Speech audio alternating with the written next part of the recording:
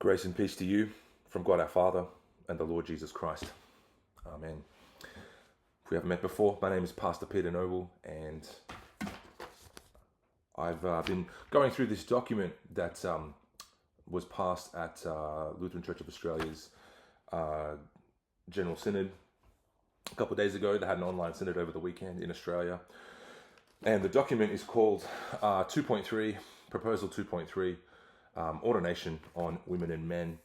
It was produced by CTICR, and basically it was received and voted on. So this is a doctrinal statement that was received and voted on over the weekend. And it basically just has a few things, like the preamble talks about exegetical differences of how men and women, passages and ordination of women are understood. Talks about public teaching, church fellowship, pastoral guidance, and the conscience, which didn't really get much of a mention. And in fact, it says at the end that they need to basically look into that whole thing. So let's get right into it. Basically, I've done a little bit of a write-up on this. So the LCA's proposed document that was received at Synod a few days ago, it's called 2.3 on the Ordination of Women and Men. It is a document that was produced by the Commission of Theology and Inter-church Relations, or CTICR for short. And it was received by Synod in a vote of 233 for the document, and 66 were against it. This document represents a dangerous theological shift in the Church's public teaching and practice, seeking to hold together two opposing convictions under one doctrinal framework. While its stated goal is unity, this is what it states, right? Unity and mutual respect, the proposal, in fact, introduces deep theological confusion that strikes at the heart of Lutheran identity, biblical authority, and confessional integrity.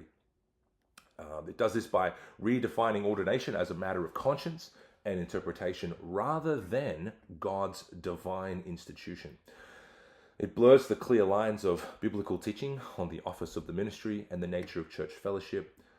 And so I've got three major points that I just want to unpack. It won't be very long, it'll be very brief. The 3 points are as follows. The document creates confusion of doctrine and opinion. My first point. Number 2, it redefines unity. Right? What makes the church unified? It redefines that. It's just okay. And then the last thing is that it speaks about misuse of the conscience, and it considers the biblical implications. We're going to unpack the biblical implications for each of these in the life of the church. So number 1, confusion between public teaching and private opinion, and how it undermines the clarity of doctrine. The first and most serious problem with this document is that it treats the question of women's ordination not as a matter of doctrinal truth, but as one of exegetical diversity and conscience. The proposal explicitly states that there are, quote, different exegetical opinions regarding key biblical texts, and you know those: 1 Corinthians 14, 34 to 35, 1 Timothy 2, 11 to 14. That both positions, it says, ordination of men only and ordination of both men and women may coexist under one doctrinal umbrella. However, in Lutheran theology, matters concerning the office of the holy ministry are not adiaphora, they're not things indifferent, they are tied directly to the Church's doctrine of the Word and Sacrament. Augsburg Confession, Article 5 and Article 14 make clear that the office of preaching and administering the sacraments is divinely instituted, and that, quote, no one should publicly teach or preach or administer the sacraments without a rightly ordered call, end of quote.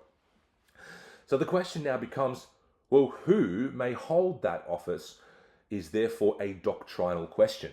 It's not a matter of individual interpretation or your conscience. So by allowing two contradictory practices to exist side by side, that's what this document has done, the LCA's proposal implies that truth in this area is relative. Yet truth in Scripture is not plural or self-contradictory. As St. Paul warns us, quote, God is not a God of confusion, but of peace. 1 Corinthians 14:33. A church cannot simultaneously affirm that Scripture forbids women from holding the pastoral office and that Scripture permits it at the same time, without implicitly denying the clarity and authority of God's Word. I'll say that again. A church cannot, at the same time, affirm that Scripture forbids women from holding the pastoral office and at the same time say, oh, no, it's okay, without implicitly denying the clarity and authority of God's Word. This creates what Martin Luther called a quote-unquote twofold mouth in the church, where both truth and falsehood are publicly tolerated. So what are the implications of this document and what it means to have two opposing views, what is public teaching and private opinion, and blurring the line? Well, the implications are that if both of these views are treated as equally valid, the church's authority to teach God's Word faithfully is compromised.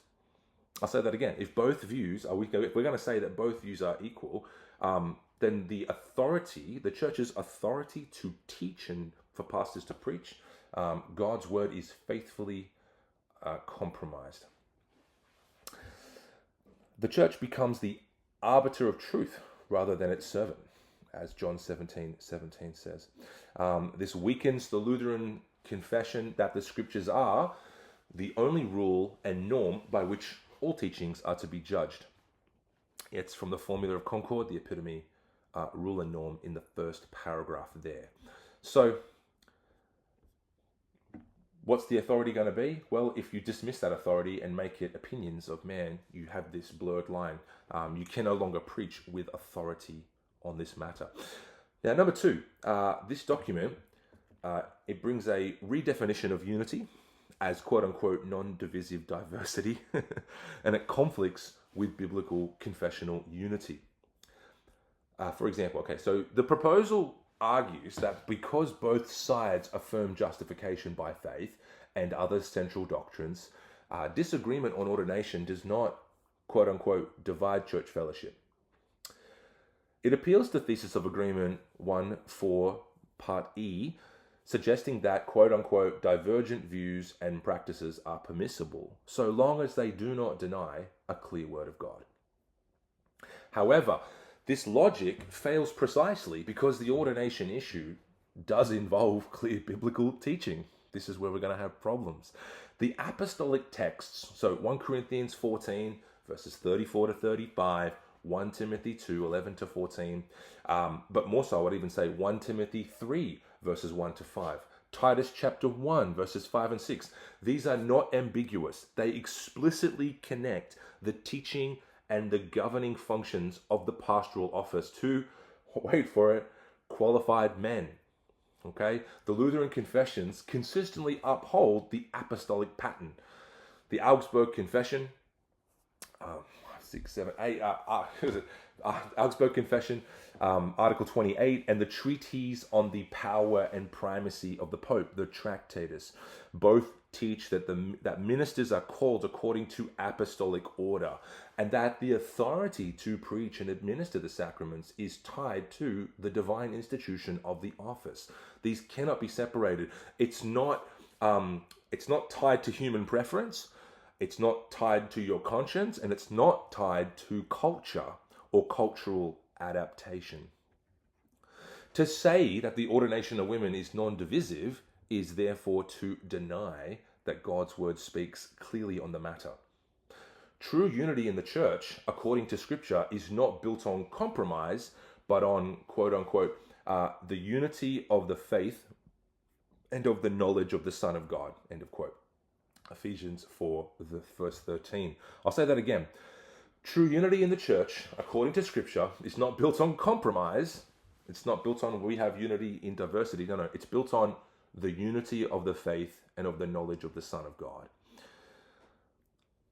Unity that tolerates doctrinal contradiction really is false unity. It is organizational rather than spiritual. The Formula of Concord warns against such arrangements, insisting that unity can only exist where there is, quote, agreement in doctrine and in all its articles, end of quote. That's from the Formula of Concord Solid Declaration, Article 10, paragraph 31. So what are the implications of this? Well, when unity is redefined as the coexistence of contradictory teachings, the church ceases to be the pillar of foundation and truth.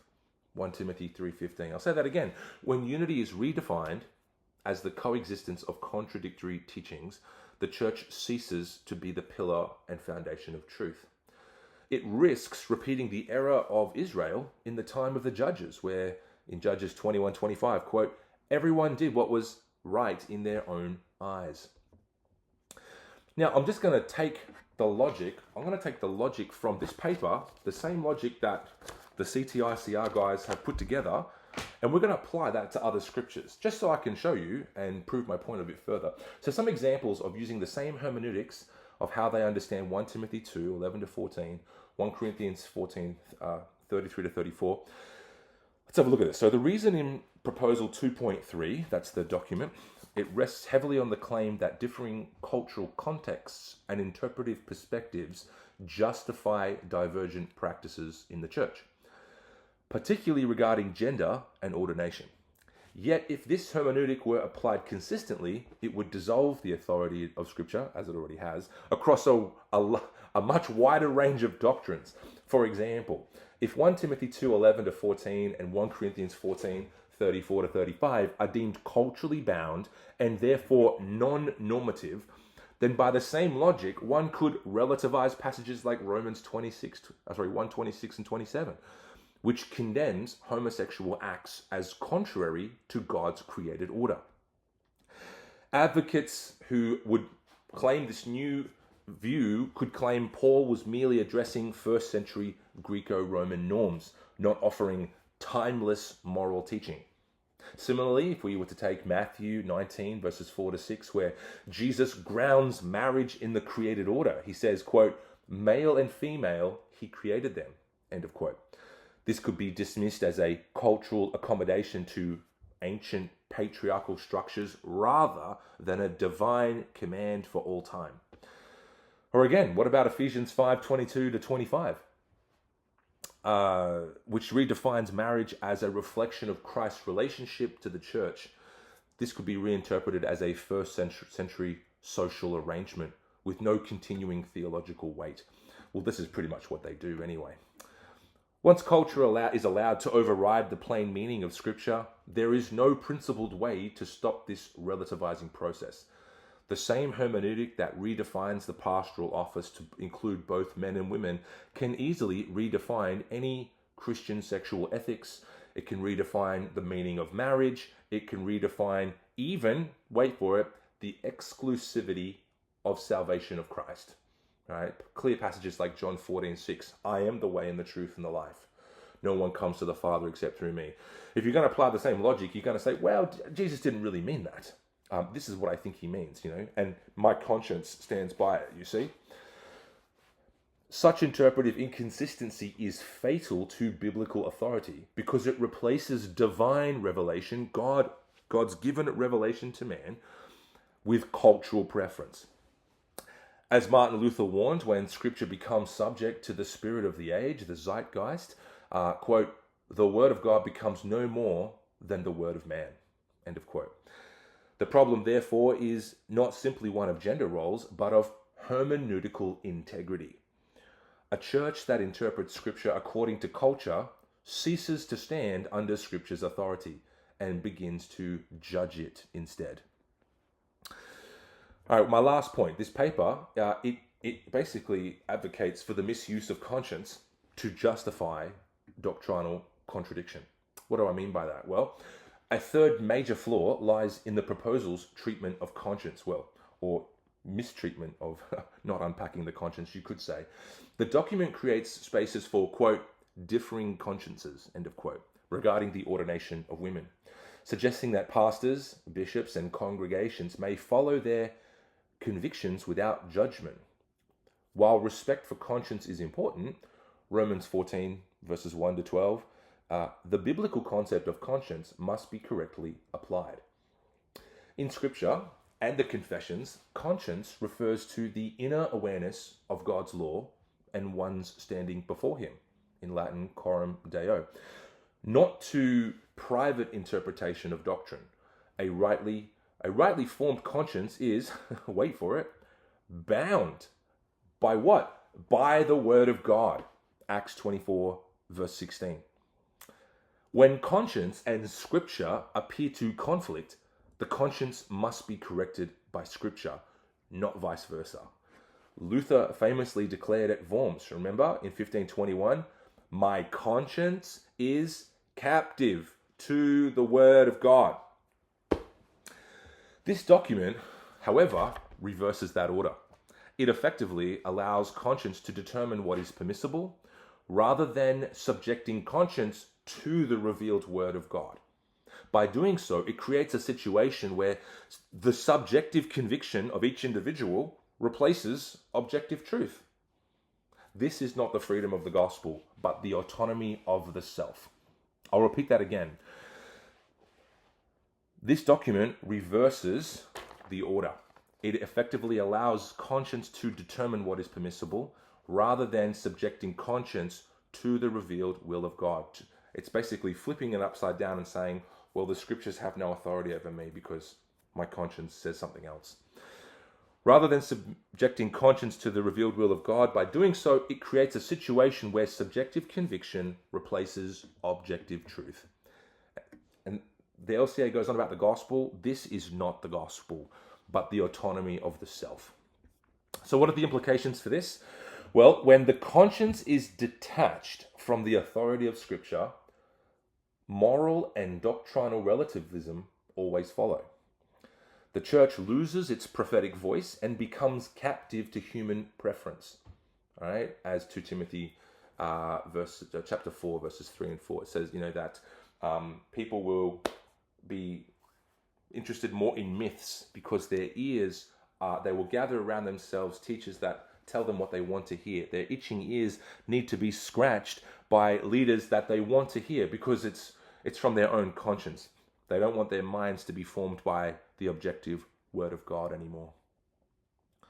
Rather than forming consciences by the word, the LCA's proposal risks conforming the word to the conscience instead. Precisely what the Lutheran confessions condemn as the root of false teaching. You can look at Formula of Concord, Solid Declaration, Rule and Norm, paragraphs 7 and 8. So in conclusion, in summary, Proposal 2.3, this document, represents a well-intentioned attempt to preserve institutional unity, not spiritual unity, institutional, man-made unity within the Lutheran Church of Australia. But it does so at the expense of biblical and confessional integrity. By allowing contradictory teachings on the pastoral office, redefining unity as coexistence rather than confession, and elevating conscience above the scriptures, the church risks undermining it has undermined its very identity as a confessional Lutheran body. The theological and biblical implications are grave. The clarity of scripture is obscured. The divine order of the ministry is confused. And the church's witness to the truth of God's word is weakened. The apostles' warning for us today in 2 Timothy 4 verse 3, as I mentioned before, the time is coming when people will not endure sound teaching, but having itching ears, they will accumulate for themselves teachers to suit their own passions, and will turn away from listening to the truth and wander off into myths. So a couple questions to close and I'm done. Are you listening to the truth of the scriptures, or has your conscience wandered away? Do you allow your conscience, what you think in your mind, to justify how you understand the scriptures, or do you allow the scriptures to speak to your conscience and actually bring law and gospel to you? Are your ears itching? Have you put teachers in front of you that tell you what you want to hear? Teachers that scratch your ears, feeding you myths rather than truth? These are the questions for you that you should consider. I'm Pastor Peter Noble. God's peace be with you. Thanks for listening. And I'm going to put this document that I've written in the link below, and you can have a read of that if you like. Happy to take any questions. Bye for now.